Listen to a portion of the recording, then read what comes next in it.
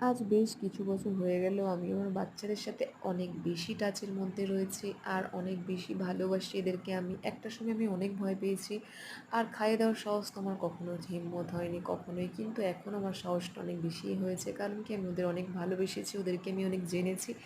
কারণ কি, আমি ওদেরকে আমার ঘরে রেখেছি, আমি জেনেছি ওদের কী ভালোবাসা, এদের ভালোবাসাটা যে কত সুন্দর। তাই এদের প্রতি ভালোবাসা আমার অনেক বেশি বেড়ে গেছে অলরেডি। আর তারপরে দেখো কাজলাও এসেছে। প্রত্যেকটা মর্নিংয়ে আমি যখনই উঠি চা বিস্কিট খাই তো ওরাও আসে আমার সামনেই বসে থাকে। প্রত্যেকটা মুহূর্তে আমার পুরো বাড়ির কাজটায় প্রায় 3-4টে এরকম ঘিরে থাকে, আমার কোনো প্রবলেম কখনোই হয় না। কিন্তু যাই হোক, দেখো কোনো জিনিস অনেকে ওয়েস্ট করে, অনেকে কুকুরকে মারে, কিন্তু প্লিজ তাদের জন্য রিকোয়েস্ট, এদেরকে মেরো না। এদেরকে যেদিন তোমরা জানতে পারবে হয়তো যে এরা কত মাসুম হয়, এর মন কত ভালো হয়, তোমরা হয়তো তাহলে সেদিন হয়তো কখনোই মারবে না। তো প্লিজ কেউ মেরো না, কোনো খাবার ওয়েস্ট করো না, সব জিনিসই ওরা খায়, দেখতেই